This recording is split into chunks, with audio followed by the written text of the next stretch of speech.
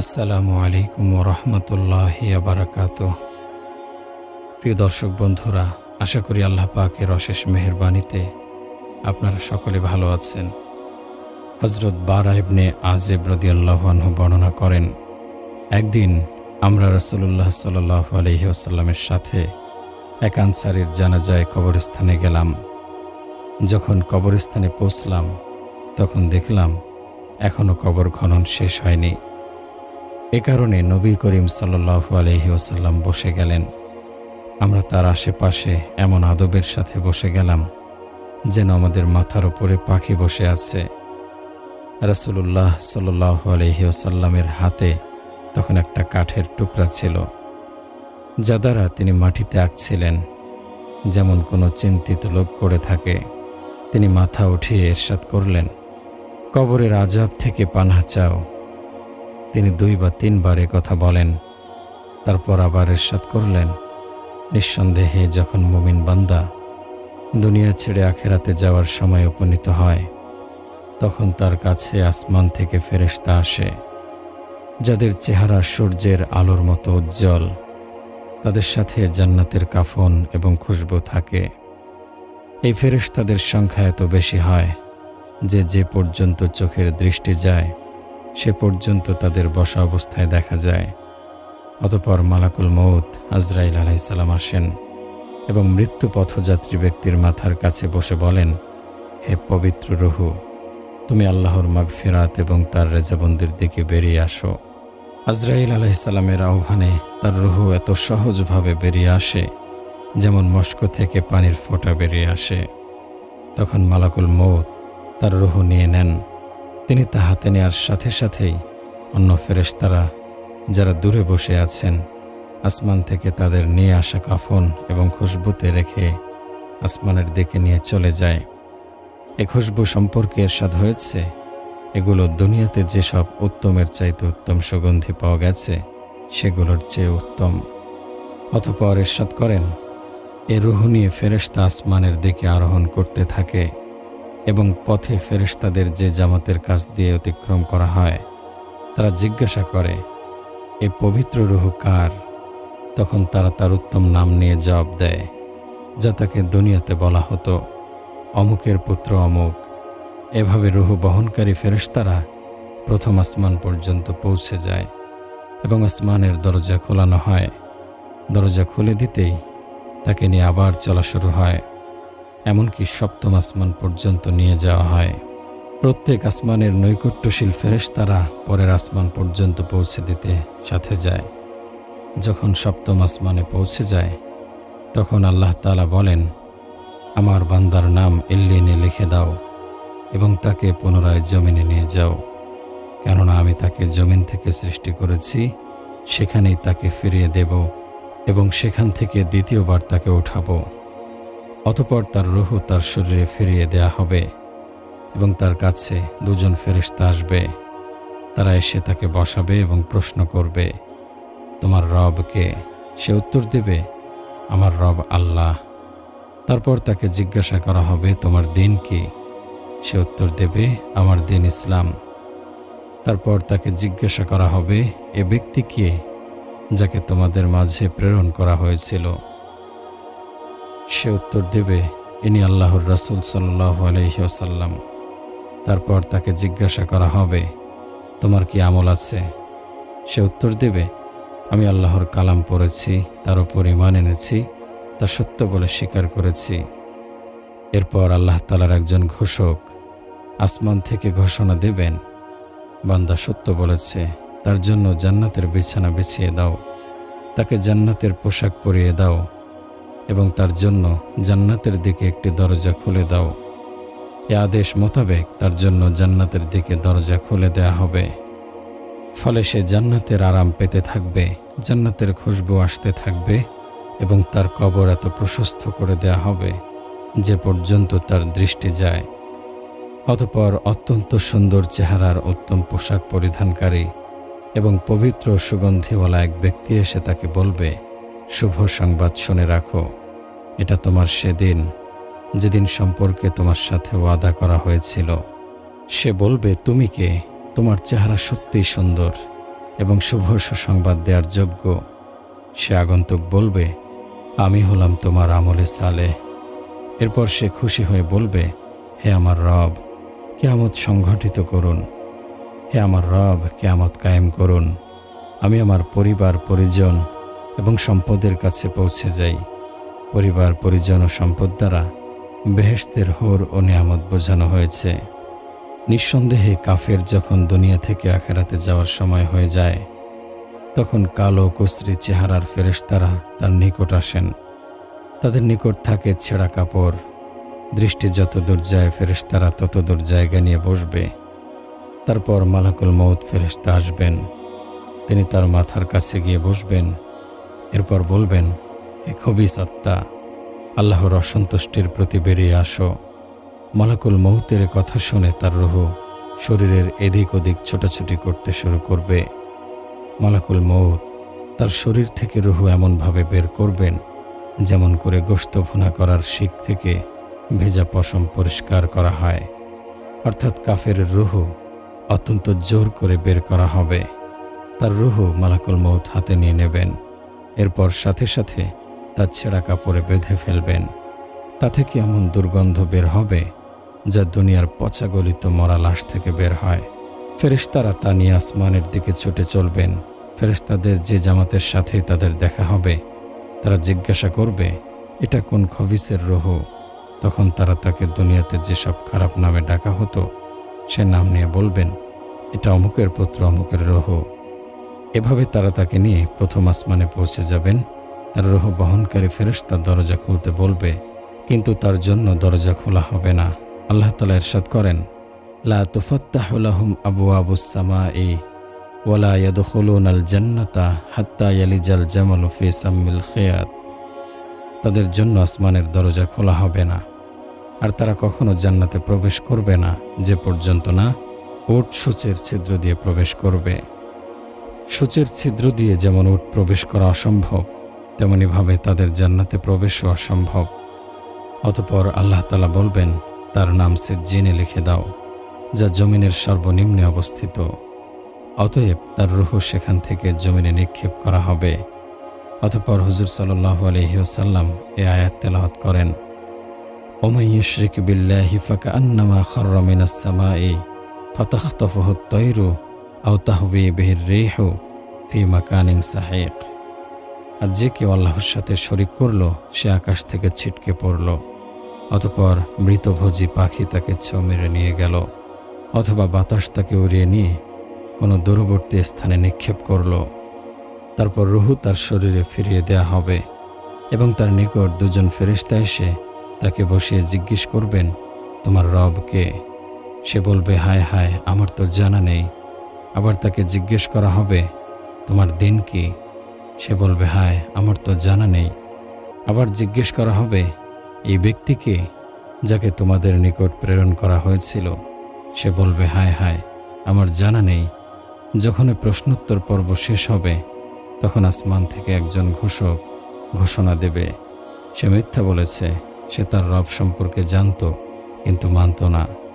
যে দিনের ওপর সে ছিল তার সম্পর্কে সে জানে এবং মুহাম্মদ সাল্লাল্লাহু আলাইহি ওয়াসাল্লামের নবুয়ত সম্পর্কেও সে জানে, কিন্তু আযাবের ভয়ে এখন সে অজ্ঞতা প্রকাশ করে বলছে সে কিছুই জানে না। এখন তার জন্য আগুনের বিছানা বিছিয়ে দাও এবং জাহান্নামের দরজা খুলে দাও। দরজা খুলে দিলে সেদিক থেকে উত্তপ্ত হাওয়া আসতে থাকবে।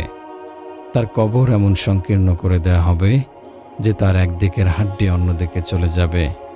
তার নিকট এক ব্যক্তি আসবে যার চেহারা হবে কুৎসিত, কাপড় চোপড় হবে ময়লা ও দুর্গন্ধযুক্ত। তার শরীর থেকে দুর্গন্ধ আসতে থাকবে। সে তাকে বলবে, বিপদের কথা শুনে নাও, এসে দিন যে দিন সম্পর্কে তোমার সাথে ওয়াদা করা হয়েছিল। সে বলবে, তুমি কে? বাস্তবে তোমার চেহারা স্রোতের যা অবস্থা, তাতে তুমি এ বিপদের সংবাদ দেয়ারই যোগ্য। উত্তরে সে বলবে, আমি তোমার বদ আমল। এটা শুনে সে কিয়ামতের পর এর চেয়ে কঠিন আযাব ভোগ করার ভয়ে বলবে, হে প্রভু, তুমি কিয়ামত কায়েম করো না। এক বর্ণনায় আছে, যখন কোনো মুমিনের রূহ বের করা হয়, তখন আসমান জমিনের মধ্যবর্তী স্থানের ফেরেশতা যারা আসমানে আছে সকলে তার প্রতি রহমত প্রেরণ করে। তার জন্য আসমানের দরজা খুলে দেয়া হয় দরজায় নিয়োজিত ফেরেশতারা আল্লাহর নিকট আরজ করে, তার রূহ আমাদের দিক থেকে নিয়ে আসমানে ওঠানো হোক। আর কাফেরের ব্যাপারে বর্ণিত আছে, তার রূহ রগসহ বের করা হয় এবং আসমান জমিনের মধ্যবর্তী স্থানের সব ফেরেশতা তার উপর অভিশাপ দিতে থাকে। তার জন্য আসমানের সব দরজা বন্ধ করে দেয়া হয় এবং প্রত্যেক দরজায় নিয়োজিত ফেরেশতারা এই দোয়া করে যেন তার রূহ তাদের দিক থেকে ঊর্ধ্বে আরোহণ না করানো হয়। হযরত জাবের রাদিয়াল্লাহু আনহু থেকে বর্ণিত, রাসূলুল্লাহ সাল্লাল্লাহু আলাইহি ওয়াসাল্লাম ইরশাদ করেন, যখন মুমিন ব্যক্তিকে কবরে দাফন করে দেয়া হয় তখন তার মনে হয় যেন সূর্য অস্ত যাচ্ছে। যখনই তার রূহ ফিরিয়ে দেয়া হয় তখনই সে চোখ মলতে মলতে উঠে বসে এবং ফেরেশতাদের বলে, আমাকে ছাড়ো, আমি নামাজ পড়ব। মোল্লা আলী কারি রহমতুল্লাহি আলাইহি লেখেন, সে সময় মুর্দা তাকে দুনিয়াতেই মনে করে বলবে, সওয়াল জবাব রাখো, আমাকে ফরজ নামাজ আদায় করতে দাও, আমার নামাজের সময় চলে যাচ্ছে। তারপর লেখেন, এ কথা সেই বলবে যে দুনিয়াতে পাবন্দির সাথে নামাজ আদায় করেছে এবং সবসময় নামাজের খেয়ালে থাকত। এ থেকে বেনামাজের শিক্ষা নেয়া এবং নিজের অবস্থা চিন্তা করা উচিত। তাদের খুব ভালোভাবে চিন্তা করা উচিত, হঠাৎ যখন প্রশ্নের সম্মুখীন হতে হবে তখন অবস্থা কী হবে। হযরত আবু হুরায়রা রাদিয়াল্লাহু আনহু থেকে বর্ণিত, রাসূলুল্লাহ সাল্লাল্লাহু আলাইহি ওয়াসাল্লাম ইরশাদ করেন, নিঃসন্দেহে মুর্দা কবরে পৌঁছে নির্ভয়ে এবং পেরেশানিমুক্ত অবস্থায় উঠে বসে। অতঃপর তাকে প্রশ্ন করা হয়, তুমি দুনিয়াতে কোন দিনের ওপর ছিলে? সে উত্তর দেয়, আমি দ্বীন ইসলামের ওপর ছিলাম। তারপর প্রশ্ন করা হয়, ইনি কে? তার ব্যাপারে তোমার বিশ্বাস কি, যাকে তোমাদের নিকট প্রেরণ করা হয়েছিল? সে উত্তর দেবে, তিনি মুহাম্মদ সাল্লাল্লাহু আলাইহি ওয়াসাল্লাম, যিনি আল্লাহর পক্ষ থেকে প্রকাশ্য মুজিজা নিয়ে আমাদের নিকট এসেছিলেন। আমরা তাকে বিশ্বাস করেছি। অতঃপর তাকে প্রশ্ন করা হবে, তুমি কি আল্লাহকে দেখেছ? সে জবাব দেবে, দুনিয়াতে কেউ আল্লাহকে দেখতে পারে না, আমি কিভাবে দেখব? তারপর তার সামনে দোজখের একটি জানালা খুলে দেয়া হবে। এই জানালা দিয়ে সে দেখবে দোজখের অগ্নিশিখা একটি অপরটিকে গ্রাস করছে। যখন সে দোজখের এই অবস্থা দেখবে তখন তাকে বলা হবে, দেখো আল্লাহ পাক তোমাকে কেমন মুসিবত থেকে বাঁচালেন। তারপর তার জন্য জান্নাতের একটি জানালা খুলে দেওয়া হবে, যা দ্বারা সে জান্নাতের সৌন্দর্য এবং সেখানে থাকা অন্যান্য সব সামগ্রী দেখবে। তারপর তাকে বলা হবে, এ জান্নাতই তোমার ঠিকানা, কেননা তুমি ঈমানের সাথে জীবন অতিবাহিত করেছ, ঈমানের সাথে মৃত্যুবরণ করেছ এবং ঈমানের সাথেই কিয়ামতের দিন তোমাকে কবর থেকে ওঠানো হবে ইনশাআল্লাহ। এরপর রাসূলুল্লাহ সাল্লাল্লাহু আলাইহি ওয়াসাল্লাম বলেন, নাফরমান ব্যক্তি ভয় শঙ্কা নিয়ে কবরে উঠে বসবে। তাকে প্রশ্ন করা হবে, তুমি দুনিয়াতে কোন দিনের ওপর ছিলে? সে জবাব দেবে, আমার জানা নেই। অতঃপর তাকে রাসূলুল্লাহ সাল্লাল্লাহু আলাইহি ওয়াসাল্লাম সম্পর্কে জিজ্ঞাসা করা হবে, তার ব্যাপারে তোমার আকীদা কি? সে জবাব দেবে, তার ব্যাপারে লোকেরা যা বলেছে আমিও তাই বলেছি। অতঃপর তাকে দেখানোর জন্য জান্নাতের দিকে একটা জানালা খুলে দেওয়া হবে, যা দ্বারা সে জান্নাতের সৌন্দর্য এবং সেখানে থাকা আরামায়েশের সব সামগ্রী দেখতে পাবে। তখন তাকে বলা হবে, দেখো তুমি আল্লাহর নাফরমানি করেছ, তাই আল্লাহ তোমাকে কেমন নিয়ামত থেকে বঞ্চিত করেছেন। তারপর তার সামনে দোজখের একটি জানালা খুলে দেওয়া হবে, যা দ্বারা সে দোজখের অবস্থা দেখবে।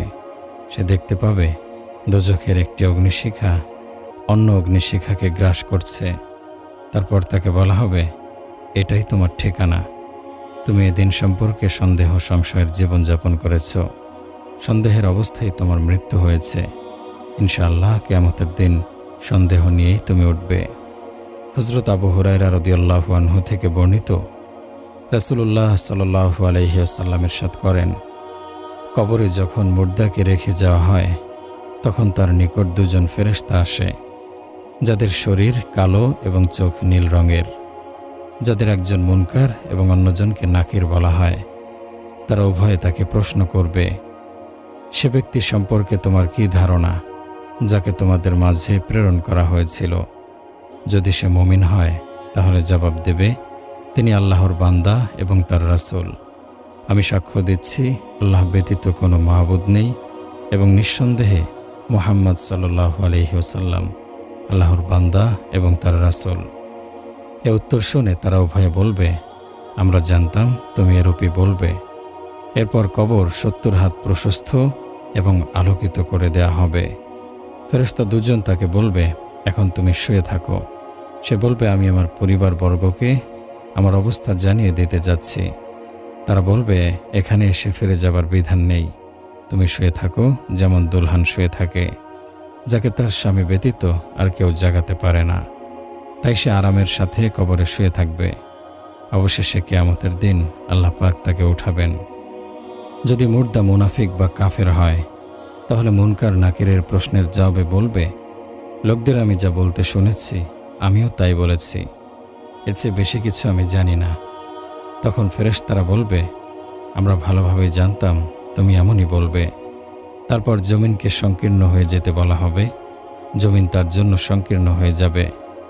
ফলে তার একদিকের হাড় অন্যদিকে চলে যাবে এবং তার কবরে আযাবই আযাব চলতে থাকবে। এভাবে আযাব চলা অবস্থায় কিয়ামতের দিন আল্লাহ পাক তাকে উঠাবেন। এই হাদিসগুলো দ্বারা এটাই বোঝা গেল, ঈমানদাররা আলমে বরজখে শান্তিতে থাকবে এবং তাদের হুঁশ জ্ঞান ঠিক থাকবে, এমনকি তাদের নামাজ পড়ার ইচ্ছাও জাগবে।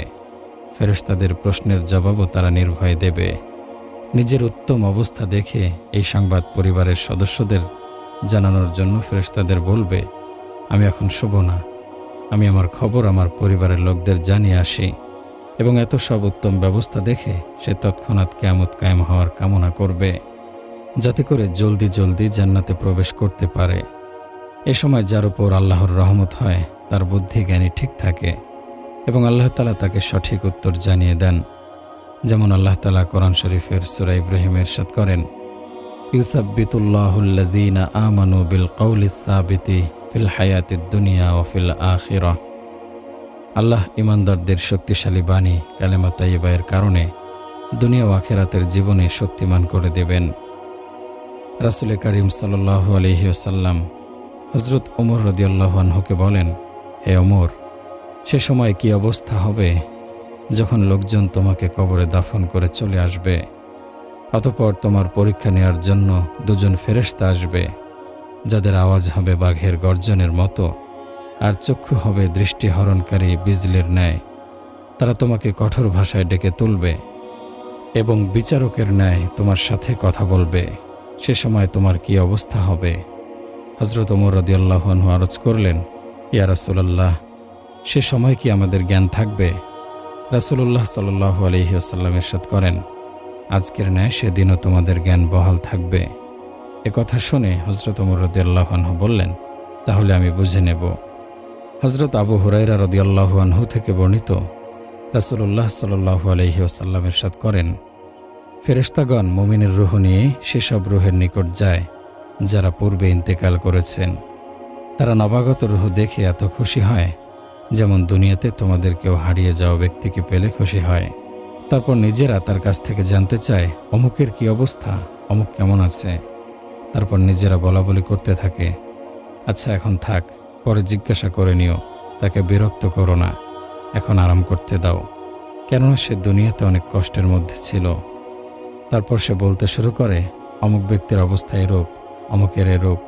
কারো কারো বিষয়ে বলবে, যারা তার পূর্বে মারা গেছে, সে তো মারা গেছে, কেন সে কি তোমাদের কাছে আসেনি?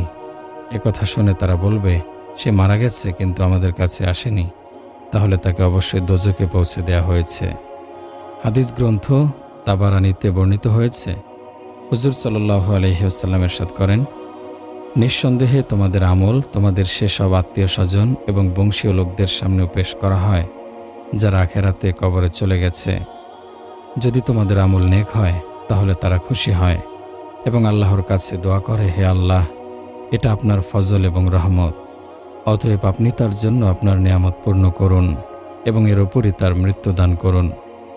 যদি বদ আমল তাদের সামনে পেশ করা হয় তাহলে তারা দোয়া করে, ইয়া আল্লাহ, আপনি তাদের অন্তরে নেক আমলের আগ্রহ দান করুন, যা আপনার সন্তুষ্টি এবং নৈকট্য লাভের কারণ হবে। হযরত সাঈদ ইবনে মুসাইয়াব রাদিয়াল্লাহু আনহু থেকে বর্ণিত, হযরত আয়েশা রাদিয়াল্লাহু আনহা হুজুর সাল্লাল্লাহু আলাইহি ওয়াসাল্লামের নিকট আরজ করলেন, ইয়া রাসূলুল্লাহ, যখন আপনি কবরে মুনকার নাকিরের ভয়ঙ্কর আওয়াজ এবং মাটির চাপ দেওয়ার কথা বলেছেন, তখন থেকে আমার কোনো কিছুতেই শান্তি লাগছে না, পেরেশানি দূর হচ্ছে না। হুজুর সাল্লাল্লাহু আলাইহি ওয়াসাল্লাম ইরশাদ করেন, হে আয়েশা, মুনকার নাকিরের আওয়াজ মুমিনের জন্য এমন সুমধুর এবং আনন্দদায়ক হবে যেমন সুরমা ব্যবহারে চোখের প্রশান্তি অনুভূত হয়। আর মাটির চাপ দেওয়ার বিষয়টি এমন হবে যেমন মা তার স্নেহের সন্তানের মাথা ব্যথা হলে মাথা টিপতে টিপতে তাকে ঘুম পাড়িয়ে দেয়। হে আয়েশা, জেনে রাখো, আল্লাহর ব্যাপারে সন্দেহ পোষণকারী ভীষণ কষ্টের সম্মুখীন হবে এবং কবরে মাটি তাকে এমনভাবে চাপ দেবে যেমন ডিম পাথরের নিচে পড়লে পিষে যায়। হযরত আনাস রাদিয়াল্লাহু আনহু থেকে বর্ণিত, রাসূলুল্লাহ সাল্লাল্লাহু আলাইহি ওয়াসাল্লাম ইরশাদ করেন, প্রত্যেক মানুষের জন্য আসমানের দুটি দরজা আছে, একটি দিয়ে তার আমল প্রবেশ করে আর একটি দিয়ে তার রিজিক পাঠানো হয়। যখন মুমিন ব্যক্তির মৃত্যু হয় তখন উভয় দরজা ক্রন্দন করতে থাকে। হযরত ইবনে ওমর রাদিয়াল্লাহু আনহু থেকে বর্ণিত, রাসূলুল্লাহ সাল্লাল্লাহু আলাইহি ওয়াসাল্লাম ইরশাদ করেন, যখন কোনো মুমিন মারা যায় তখন কবরস্থান এ আকাঙ্ক্ষায় নিজেকে সাজাতে থাকে যেন তার কোনো অংশে উক্ত মুমিনকে দাফন করা হয়। হযরত ইবনে আব্বাস রাদিয়াল্লাহু আনহু ইরশাদ করেন, মুমিনের মৃত্যুতে জমিন 40 দিন কাঁপতে থাকে। হযরত আতা খুরাসানী রহমতুল্লাহি আলাইহি বলতেন, মুমিন যে স্থানে সিজদা করে সে স্থান কিয়ামতের দিন তার জন্য সাক্ষ্য দেবে এবং তার মৃত্যুর দিন ক্রন্দন করবে। হযরত আবু উমামা রাদিয়াল্লাহু আনহু থেকে বর্ণিত, রাসূলুল্লাহ সাল্লাল্লাহু আলাইহি ওয়াসাল্লাম বলেন, কারো মৃত্যুর পর তার যেসব কাজের সওয়াব কবরে পৌঁছতে থাকে তা হলো ইলম, যা তার জীবদ্দশায় বিতরণ করে গেছে এবং নেক সন্তান অথবা কোরআন পাকের উত্তরাধিকারী রেখে গেছে অথবা ব্যবস্থা করে গেছে অথবা মসজিদ মুসাফিরখানা নির্মাণ করে গেছে কিংবা জনসাধারণের জন্য পানির ব্যবস্থা করে গেছে অথবা সুস্থ সবল থাকা অবস্থায় নিজের ধন সম্পদ থেকে কিছু দান সদকা করে গেছে, তার সওয়াব মৃত্যুর পরও তার কবরে পৌঁছতে থাকে। হযরত আবু হুরায়রা রাদিয়াল্লাহু আনহু থেকে আরও বর্ণিত আছে, রাসূলুল্লাহ সাল্লাল্লাহু আলাইহি ওয়াসাল্লাম ইরশাদ করেন, নিশ্চয়ই আল্লাহ পাক জান্নাতে তার নেক বান্দাদের দরজা বুলন্দ করবেন। তারা বলবেন, হে আল্লাহ, আমি এত বুলন্দ দরজা কিভাবে পেলাম? আল্লাহ তাআলা ইরশাদ করবেন, তোমার সন্তানরা তোমার জন্য ইস্তেগফার করছে, যার দরুন তোমাকে এই দরজা দেয়া হয়েছে। এক বর্ণনায় আছে, কিয়ামতের দিন কিছু লোকের সাথে পাহাড় পরিমাণ নেকি থাকবে। তারা এই নেকি দেখে আরজ করবে, এত নেকি আমি কিভাবে অর্জন করলাম? এরশাদ হবে, তোমার সন্তানদের ইস্তেগফারের কারণে তোমাকে এত নেকি দান করা হয়েছে।